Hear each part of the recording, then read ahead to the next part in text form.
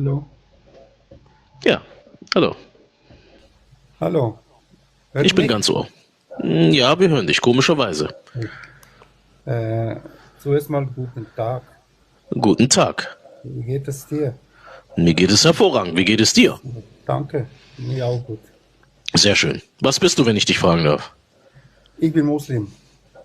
Okay, ich gebe dir Vorsprung, bitteschön. Okay, ich wollte nur fragen, äh,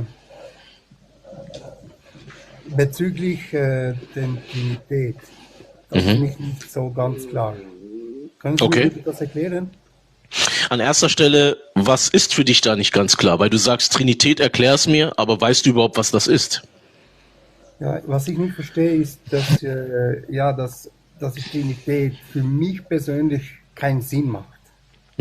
Aber Weil denn, wenn du sagst Trinität, mhm. da erklärt sich, für mich ist das wie zwei Menschen. Okay, Sohn und dann der Vater, oder? Sohn und dann der Vater. Okay. Genau. Wir Oder machen das mal Vater ein und der bisschen, wir machen Sohn. das mal ein bisschen einfacher. Du hast gesagt, Trinität ergibt keinen Sinn, richtig?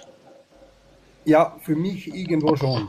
Okay, dann schauen wir mal, ob dein Leben auch einen Sinn ergibt oder beispielsweise du als Person, ob du auch einen Sinn ergibst. Hast du einen Körper? Ich habe einen Körper, ja. Hast du einen Geist, eine Seele? Eine Seele habe ich, ja. Okay, du ergibst auch keinen Sinn, weil du bist zweimal. Nein, das stimmt Doch, du nicht. bist zweimal, weil Ja, es ist in dir. aber es ist ein Körper und nicht zwei Körper wie der Sohn und der Vater. Der Vater ist auch kein Körper, der Vater ist Geist. Johannes 4,24. Gott ist Geist. Also für mich ist der Vater Vater ist Seele. Geist. Er ist Gott, das ist richtig, ja, aber er ist Geist. Okay.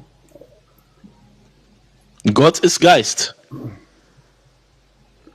Ja, bei uns ist einfach, ja, Gott ist Gott und es gibt also Söhne sind, auf der ganzen Welt sind seine Söhne. Hm. Für mich ist einfach Allah ist Gott und kein anderer. Also wenn die Trinität, wenn Sie die Trinität so erklären, ich habe Ihnen schon ein paar Mal auch gehört im Livestream und also ich habe nichts, dass ich irgendetwas dagegen habe. Aber ich verstehe einfach, diese Glaube verstehe ich einfach nicht ganz. Okay, dann helfe ich dir. Ja. Ja, also an erster Stelle, wenn du auf dieser Erde nicht mehr präsent bist und wenn dein Körper hier auf dieser Erde liegt, wo geht dein Geist hin? Nochmal bitte, habe ich nicht ganz. Dein Körper, was du jetzt hast, dein physischer, irdischer Körper, den du jetzt trägst. Jawohl, ja. Wenn du die Erde verlässt, nimmst du Ja. deinen Körper mit oder ist dein Körper hier auf dieser Erde? Bleibt auf dieser Erde. Okay, und wo ist dein Geist? Das weiß Allah im Himmel. Aber wenn du an Allah glaubst, dann geht doch dein Geist zu Allah, richtig? Ja, eventuell. Eventuell, okay. Wer ist dein Geist und wer bist du dann, dein Körper? Weil jetzt bist du zweimal. Nein, Du hast der einmal deinen Körper, Körper, mit dem du dich hier auf dieser Erde bewegst, und einmal den Geist. Wer ist dieser Geist, der deinen Körper verlässt, und wer ist dann dein Körper? Kannst du mir das erklären? Weil du hast gesagt, Gott ergibt keinen Sinn bezüglich Vater, Sohn, Heiliger Geist. Erklär du mir, warum du Sinn ergibst. ja, also ich verstehe nicht ganz, also Geist. Ich meine, der Körper ist erschaffen worden von Gott. Nein, du sollst mir erklären, wenn dein Körper hier auf dieser Erde ist und dein Geist den Körper verlässt, Ja, bist du dann der Geist? ja, natürlich. Ach so, natürlich. Aber bei Gott hinterfragst du, ach warte mal, der Vater, Gott, warte, das Wort wurde Fleisch, nein, das ergibt keinen Sinn. Audu billah. Aber du Ja, ergibst ja. Sinn, obwohl du einen Körper hast und du verlässt den Körper und dein Geist geht zu Gott, das ergibt aber Sinn. Aber Gott ergibt keinen Sinn, wenn er die Gestalt des Knechtes annimmt und so wird wie wir Menschen. Das ergibt komischerweise keinen Sinn. Er ist doch Gott. Er ist doch zu allem möglich. Und wenn er sagt, hey, er wird Mensch, wird er Mensch. Du kannst doch nicht Gott zuschreiben, was er wird und was nicht. Aber du, komischerweise, du, Er ist ja, allmächtig. Dankeschön, danke, er ist allmächtig, Er genau. braucht keinen Geist und nichts. Er braucht keinen Geist und nichts, Nein. Gott ist aber Geist. Nein. Für Was mich ist nicht. Gott dann? Gott ist alles. Was ist alles? Ja, er hat alles erschaffen auf dieser Welt. Nein, du hast gesagt, Er Gott braucht ist nicht kein- Geist. Er braucht nichts. Er braucht Okay. keinen Geist, er ist kein Mensch für mich. Alles klar, okay, schauen wir uns das mal an. Du hast gesagt, Gott ist alles. Wenn ich dir zeige, dass Allah ein Bett hat, was machen wir dann? Nur, ich wollte aber diese jetzt nachfragen. Gleich, was- wir gehen. Wir Nein, müssen nein, erstmal ein Thema nach dem ja, anderen. Kommen wir doch, aber Alles gut, wir machen ein Thema nach dem anderen. warum dann auch Jesus zum Beispiel an Gott gebetet hat? Das machen wir gleich, nicht durcheinander, weil wir sind gerade wieder durcheinander. Du hast gesagt, Gott ist alles, richtig? Ja, Okay. Glaubst du an Ibn Taymiyyah, der Großgelehrte Ibn Taymiyyah? kenne ich nicht. Du kennst ihn nicht, okay. Dein Imam, wie lange besuchst du schon die Moschee? Also ich bin ehrlich, ich gehe nicht so viel in Moschee. Das ist nicht gut, mein Lieber. Du Nein, solltest deinen Islam Freitagsgebet kennen. mache ich manchmal. Okay, aber du musst doch deinen Islam kennen, um herauszufinden, an welchen Gott du da glaubst. Weil als ich dir die Frage gestellt habe, wer ist Gott? Ist Gott Geist? Du hast gesagt, nein, Gott ist nicht Geist. Was ist Gott dann? Wenn er nicht Geist ist, ist dieser Gott physisch? Ist dieser Gott, kann der anfassen? Kann er dich berühren? Was ist dieser Gott denn? An was für einen Gott glaubst du dann da?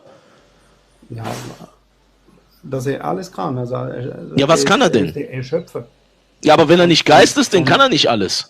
vom ganzen Universum. Ja gut, okay, ich finde das sehr gut, wenn du sagst, er ist der Schöpfer von allem, von Universum, alles gut, aber was ist dieser Gott? Kann er dich anfassen? Kann er dich berühren? Hat er Hände? Hat er überhaupt Hände? Nein, er hat keine Hände. Doch, in Sahih al-Bukhari, Mohammed hat gesagt, both of his hands are right hands. Dein Gott hat zwei rechte Hände. Das stimmt nicht. Doch, wenn ich dir das zeige, was dann? Glaube ich nicht. Okay, ich kann es dir zeigen. Soll ich es dir zeigen, ja oder nein? Ja, zeig mir's. Okay. Give me one second. Ketten, wo es über das Leben von Mohammed geht. Und das ist als Sahih eingestuft. Sahih heißt authentisch. Darussalam. Okay? So, und Darussalam auch über, wie heißt dieser Gelehrte? Al-Albani. Al-Albani, kennst du Al-Albani? Ja. Hallo? Hallo? Mann. Hörst du mich? So. Hallo an alle Geschwister. Hört ihr mich gut? Und hört ihr mich schlecht? Also ich höre dich. Hörst du mich? Ja. Ja, Hallo, hallo, hallo. Hörst du mich? ich höre dich. Meine lieben Geschwister, hört ihr ihn? Hört ihr ihn oder hört ihr ihn nicht? Ich höre ihn nicht. Also ich höre dich. Ich höre ihn nicht mehr. Keine Ahnung. Da musst du raus und wieder reinkommen. Da musst du raus und wieder rein, mein Lieber. Ich höre dich nicht mehr. Okay. Komm noch mal rein. Stell noch mal eine Anfrage. Ich höre dich nicht mehr. Du nicht ihn. Ich höre ihn gar nicht mehr. Er muss noch mal reinkommen. Er muss noch mal eine Anfrage schicken. Schick bitte eine Anfrage noch mal. Oder warte, ich lade ihn einfach noch mal ein. So, das ist natürlich ein bisschen ärgerlich. So, jetzt, hallo? Hallo. So, hier, mein Lieber. Darussalam. Kannst du das auf Deutsch übersetzen, bitte? Ist kein Problem. Ich lese es dir vor und dann kann ich dir sagen, was da drin steht. Musst dir keine Sorgen machen. Ja, das ist gar kein Problem. Kleinen Moment. Ich muss ganz kurz mal hier meine Dinger ändern. Kleinen Moment. So. Jetzt, hörst du mich? Ja. Okay, nice, gut. Geht wieder, alles klar. Genau, hier lesen wir in der Quelle von Sunan an-Nasai. Und zwar, it's a chapter of virtue of the judge who is just in passing judgment. So the prophet said, those who are just, fair will be with Allah, most high on the thrones of light, at the right hand of the most merciful. Was? Auf den rechten Händen von den was? Von den meistgepriesenen.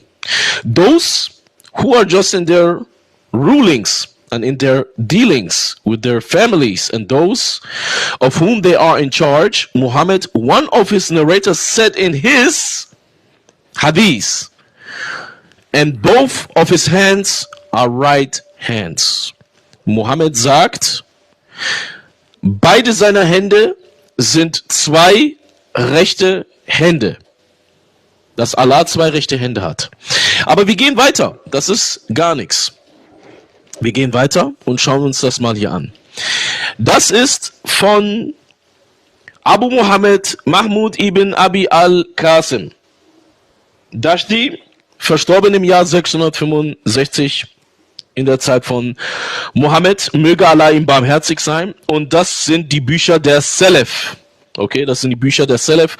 Das ist ein Buch gegen die Jahmiya. Jahmiya sind Menschen wie du zum Beispiel, die ablehnen, dass Allah Körperteile hat.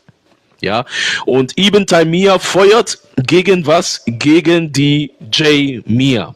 Ja, weil die Jahmiya sind Leute, die ablehnen, dass Gott oder dein Allah Körperteile hat. Ja, das ist von wem? Das ist vom Scheich al-Islam Ibn Taymiyyah. Okay? Das heißt also, das, was Ibn Taymiyyah hier sagt, das darfst du nicht mal ablehnen. Das sind Quellen, die musst du annehmen. Weil das ist euer Großgelehrter Ibn Taymiyyah. Ja? So, schauen wir uns das mal an, was Ibn Taymiyyah hier lehrt. Du kannst sogar zu deinem Moschee gehen, du kannst zu deinem Sheikh gehen, du kannst ihnen sagen, müssen wir Ibn Taymiyyah ablehnen oder annehmen? Du wirst sehen, dein Sheikh wird dir sagen, du musst Ibn Taymiyyah annehmen, du darfst ihn nicht ablehnen. Hier steht, okay. Schöpfung Adam und seine Herrschaft. Allah schuf Adam in seiner Form. Dann erhob er ihn darüber, was nur Allah weiß. Gepriesen sei Allah über ein Chaos, da unten Luft hat, in einem Chaos, das darüber Luft hat. So kam ich zu meinem Herrn und fand ihn auf seinen Thron. Allah war auf seinem Thron. Oder seinem Bett sitzend. Also Allah kann sitzen und Allah hat ein Bett. Ich frage dich mal, warum hat Allah ein Bett? Warum kann Allah sitzen, wenn er ja angeblich kein Geist ist, aber er fand ihn in seinem Bett sitzend und hat sogar ein Bett? Für was braucht Allah ein Bett? Das ist aber nicht der Koran. Doch, das ist Ibn Taymiyyah. Bitteschön, wenn du willst, kannst du auf Arabisch lesen. Kannst du Arabisch? Guck mal, kein Problem. Ja, lesen wir auf Arabisch. Wie bitte? In welcher Sure steht das? Das ist nicht Sure, das sind Bücher von euren Gelehrten, die nach dem Tod von Mohammed die Erklärung bezüglich Allahs Körperteile. Ja, aber ich glaube da nicht so daran. Ich glaube nur, was im Koran steht. Okay, aber dann bist du Käfer. Ich kann dir sogar aus diesem Buch zeigen, wer die Hadithe hier drinnen ablehnt, ist ein Käfer. You became a Käfer. Weil Ibn Taymiyyah ist ein Großgelehrter, der diese Lehre hier vertritt, gegen die Jahmiya. Wenn du das ablehnst, bist du ein Jahmiya. Das heißt also, you are a Käfer. Sogar Ibn Taymiyyah sagt, wer das ablehnt, was hier drinnen steht, ist ein Käfer. Das ist gegen die Jahmiya. Du bist doch kein Jahmiya, oder? Ja. Bist du ein Jahmiya oder folgst du die Lehre von Ibn Taymiyyah? Ibn Taymiyyah.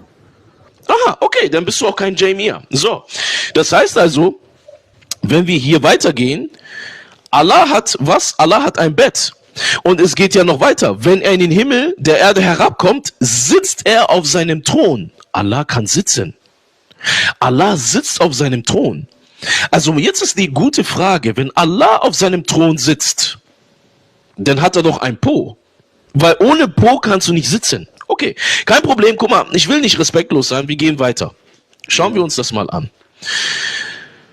Wenn er auf seinem Thron sitzt, Allahu Akbar, hört man ein Geräusch. Allah. Ich lag da und hob ein Bein auf meine Knie. Da warf er mich. Guck mal, Allah hat ihn einfach geworfen. Ja, da ist aber nicht Allah gemeint. Doch. Hier steht, wenn Allah mit den Leuten des Paradieses der Hölle fertig ist, kommt er in Schatten. Gedulde dich in der Sunna. Steh dort, wo die Leute standen. Allah, der Erhabene, hat den Thron gefüllt, so dass der Alabama, der Erhabene, ist schwer von den Trägern des Thrones. Guck mal, Allah ist sogar schwer. Und jetzt kommt das Schlimmste. So dass man ein Geräusch hört, wie ein Geräusch eines Lastwagens. Wenn Allah sich auf den Thron sitzt, es ist laut wie ein Geräusch eines Lastwagens. Guck mal, im Kontext können wir weitergehen. Da steht sogar drinne. Guck mal, Allahu Akbar. Guck mal, was da drinne steht. Das ist Katastrophe. Hier sagt Allah, es gibt keinen Himmel, der nicht ein Geräusch hat, wie das Geräusch eines Lastwagens. Jetzt geht's weiter. Die Gelehrten haben es angenommen. Das heißt also, die Gelehrten sind sich hier einig über die Lehre von Ibn Taymiyyah. Er saß. Der Thron ist der Ort der Füße und er hat einen Geräusch. Also Allah hat Füße. Allah. Was sagen die Gelehrten? Al-Ashad, Jarir und Kab saßen und Al-Ashad erhob sich. Und was steht hier? Es gibt keine Gruppe von Muslimen, die das ablehnen. Boom. Wenn du heute das ablehnst, you are a Jamia, you are a Kafir. Ja, Hier steht klar und deutlich drin, was? Es gibt keine Gruppe von Muslimen von dieser Rechtsschule, die was? Die diese Überlieferungen ablehnen. Sie nehmen es an. Ja? Ich habe keinen von den Überlieferern gesehen, der es ablehnt. Also jetzt ist die gute Frage. Wir haben jetzt einmal, gleich können wir weiterreden. Hinzugefügt worden sind, wo keine Ganz Ahnung. kurz, langsam, mein Lieber. Ich erkläre dir was. Wir haben jetzt gelesen, Allah hat Füße. Allah hat ein Bett. Allah hat ein Bett, warum? Ich weiß es nicht. Das weiß nur er selber, dieser Allah. Ich glaube nicht an diesem Allah. Dieser Allah, wenn er sich auf den Thron sitzt, es quietscht wie ein Geräusch eines Lastwagens. Und jetzt ist die gute Frage an dich. Ja. Wenn wir auf einem Stuhl sitzen oder auf einer Couch, macht diese Couch auch richtig laute Geräusche wie ein Lastwagen? Es kommt darauf an, wie man sitzt. Nein, oder?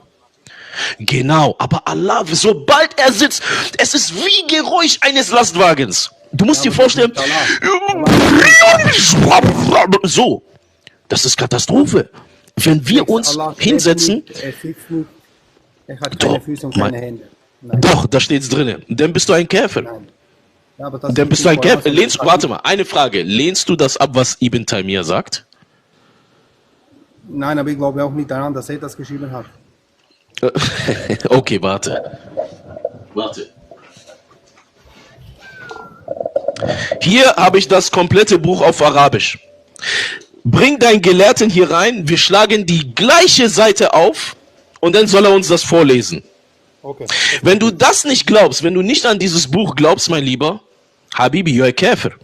Dieses Buch dürft ihr Muslime nicht mal ablehnen. Das ist nach Mohammed geschrieben von Ibn Taymiyyah. Wenn du das ablehnst, you're a Käfer. Okay, nein, dann muss ich mich das erkundigen, ne? Ja, erkundige dich, weil Allah hat ein Bett, Allah hat Füße, Allah kann sitzen, Allah, wenn er sich auf den Thron sitzt, ist es wie ein Geräusch eines Lastwagens. A'udhu billahi minash shaitanir rajim. Katastrophe. Flex, darf ich dich noch etwas anderes fragen? Hast du mich verstanden, was ich gesagt habe? Ich erkundige mich über das. Ja, und wie siehst du das? Ja, das wäre nicht so gut. Das ist nicht so gut, gell? Nein. Also, hör mir bitte gut zu, mein Lieber. Du kannst gleich mit mir über alles reden, was du möchtest. Mein Lieber, das, was ich dir gezeigt habe, lass dich bitte nicht verarschen. Ich werde dir auch sagen, warum diese Dinge hier drinne stehen. Diese Dinge stehen hier drinne, weil dieser Glaube eine komplette Verwirrung ist. Ohne diese Gelehrten ist Schicht im Schacht. Ich will dir einfach nur sagen, nimm dir bitte die Zeit. Lehne nicht alles ab, sondern lies und komm Gott näher. Denn wenn du nicht nach der Wahrheit suchst, mein Lieber, dann gehst du in der Dunkelheit unter. Und das hier, was du hier siehst, ist die Dunkelheit. Das sind das, was deine Gelehrten sagen. Das sind nicht meine Worte, das sind die Worte deiner Gelehrten. Nimm dir bitte Zeit und lies bitte. Nimm dir bitte diese Zeit, okay? Ja. Nimm dir bitte diese Zeit. Es ist mir sehr, sehr wichtig, dass du dir die Zeit nimmst. Okay? Es geht um dein ewiges Leben. Schmeiß dein ewiges Leben nicht weg für einen satanischen Glauben. Es geht um dein ewiges Leben, mein Lieber. Es kann sein, manchmal bin ich ein Kasper, manchmal mache ich meine Späße, aber mein Lieber, kein Mensch hasst dich. Ich hasse dich nicht. Aber das hier ist eine Katastrophe. Das steht wirklich drinne. Und wenn ich dir sage, es steht drinne, kannst du mir glauben, ich habe keinen Grund, dich anzulügen. Prüf bitte diese Dinge nach. Meine lieben Geschwister, soweit verstanden alle? Alle mal bitte ganz kräftig auf den Bildschirm tippen, Leute. Lasst uns mal die 100k die nächsten 10 Minuten mal voll machen, Leute. Alle mal bitte gemeinsam auf den Bildschirm tippen. Driton, du musst reden. Wir hören dich nicht mehr. Driton. Wir hören dich nicht mehr. Ja. Jetzt? Hörst du Yes. Wir hören dich. Ja, wir hören dich. mich? Okay. Kannst du mir bitte Ezekiel aufklären? Was ist Exekil? Ich weiß nicht, was Exekil ist, mein Lieber. Exekil. What is Exekil? Ezekiel. Das steht in euren Büchern. Ja, Hesekiel. Ja, Hesekiel. Welcher Vers, welcher Kapitel? Ja, ich kann vielleicht nicht so gut aussprechen, Entschuldigung. Okay, was ist mit Hesekiel? Ja. Kannst du mir das erklären, bitte? Also in Hesekiel wird natürlich auch über den gefallenen Engel gesprochen, der in den tiefsten Abgrund geschmissen wird. Bezüglich Psalm Kapitel 9, Vers 18, ins tiefste Abgrund, und das ist der Sheol, wo in dem Psalm Kapitel 9, Vers 18 erwähnt wird. Zum Beispiel, es gibt viele Sachen, die dort erwähnt werden. Hesekiel Kapitel 1, Vers 26, im Kontext, wenn wir weiter lesen, über die Vision, wo Hesekiel sehr viele ein Thron gesehen hat, wo einer drauf saß, und er ist der Einzige, der es würdig ist, auf diesem Thron zu sitzen, und das ist der Herr Jesus Christus. Ja, es waren viele Throne, aber nur einer saß auf diesem Thron. Ja, und er ist es würdig, und dieser eine, der auf diesem Thron saß, ist der Lebendige, unser Herr Jesus Christus. Also es gibt viele Sachen bezüglich Hesekiel 1,26, Hesekiel 2, Hesekiel 3. Also du musst schon erwähnen, was du gerne wissen möchtest. Das ist gar kein Problem. Also ich habe diese Bücher gelesen. Ich weiß, was da drin steht. Ich studiere sie nebenbei, und deswegen, bitteschön, egal welcher Kapitel, schieß los. Ich höre dir zu. Nein, das reicht mir. Das ist so okay. Guck mal, es ist... Aber danke für die Aufklärung. Kein Problem, ich werde immer ehrlich zu dir sein. Du musst einfach nur ehrlich fragen. Ja, du siehst ja, ich bin respektvoll mit dir. Egal welche Frage du mir stellst, ich werde dir präzise antworten. Ich habe kein Problem damit, ja. Also das Buch Hesekiel, ja, die Prophetenbücher, ganz klar, sie erzählen auch über das Reich Gottes. Ja, und über das Reich Gottes finden wir ebenfalls in Hesekiel, ja, Kapitel 1 im Kontext bis 26, und wenn wir weiterlesen, Hesekiel 2, etc., pp, Hesekiel 3, und da können wir auch weitergehen, und da sehen wir ganz klar und deutlich, dass er auch eine Vision hatte und natürlich den Thron des Herrn gesehen hat. Er sah den Thron des Herrn, und er sah, dass einer auf diesem Thron sitzt, der es würdig ist, und auch dieser wird in Sacharja Kapitel 14, Vers 9 erwähnt, und er ist es nur würdig, auf diesem Thron zu sitzen. Das ist der Herr Jesus Christus. Ja, also du musst wirklich die Zusammenhänge auch verstehen, denn es ist nur ein alleiniger Name, der auch herrschen wird. Er ist der König der Könige, der Herr der Herren. Nimm dir die Zeit dafür, mein Lieber. Ja? Ich will dich nur noch etwas fragen, wenn ich noch schnell darf. Gerne, du kannst alles fragen. Und zwar, es geht um Adam zum Beispiel. Er ist der erste Mensch auf dieser Welt, der gekommen ist, der erschaffen worden ist. Richtig, ja.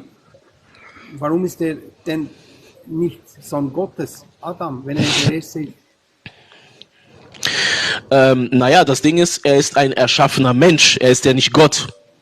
Er gehört zu den Kindern Gottes, das ist richtig. Er ist ja ein Kind Gottes, aber er ist ja nicht der Sohn Gottes. Aber dann Jesus war später gekommen, oder? Als Adam.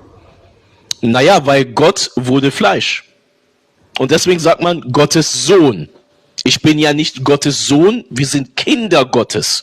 Das ist ein Unterschied. Man muss das erstmal verstehen. Deswegen werden wir zum Beispiel in Psalm Kapitel 82 Götter genannt. Warum werden wir Kinder Gottes Götter genannt? Weil wir Kinder des Allerhöchsten sind. Das ist zum Beispiel im Psalm Kapitel 82 oder ich glaube 82, 86, Vers 7. Ja, an alle Geschwister, die hier drinnen sind, wer mich verstanden hat, bitte alle ein Herzen hier in den Kommentaren. Die verstanden haben, was ich hier gesagt habe. Amen. Dann, Jesus ist für dich auch der Gott. Selbstverständlich ist er Gott. Und gleichzeitig auch Sohn. Na, selbstverständlich, weil das ist ein Titel auf der Erde. Er hat ja seine Zeit hier auf dieser Erde verbracht als Sohn Gottes, ja, um den Vater zu dienen und uns natürlich, ja. Als Adam als erster Mensch erschaffen worden ist, war Jesus dann aber noch nicht da. Doch, Jesus war schon immer im Wesen des Vaters. Er war schon immer da. Er ist ja das Wort. Der Jesus war im Wesen des Vaters, dann im Wesen des Allahs, meint ihr. Naja, Allah gibt es nicht, aber es gibt Gott, ja. Allah, ich meine, gut, auf Arabisch heißt das Allah, Gott, ja, aber nicht diesen Allah, an dem du glaubst. Ne? Okay. Also wir glauben schon an einen Gott, der souverän ist und ein Gott natürlich, der zu allem fähig ist und ein Gott, der natürlich alles kann, aber ein Gott zuzuschreiben, dass er das und das nicht kann, das ist Blasphemie. Danke für die Antworten, die du mir gegeben hast. Du warst sehr mit mir und ich wünsche dir einen schönen Tag. Gerne. Hey, kein Problem. Ich wünsche dir auch einen schönen Tag. Bitte nimm dir die Zeit. Lass dich bitte nicht verarschen. Prüf die Dinge bitte nach und lass dich wirklich nicht voll labern. Bitte. Nimm dir die Zeit. Du hast einen Kopf, du hast ein Gehirn, du hast Ohren, du hast Augen. Bitte prüf die Dinge selber nach und geh die Sachen detailliert ein. Bitte. Ja? Besten Dank. Alles klar. Okay. Gott segne dich. Gute, Alright. schönen Tag. Ja. Schönen Tag dir. Ciao, ciao.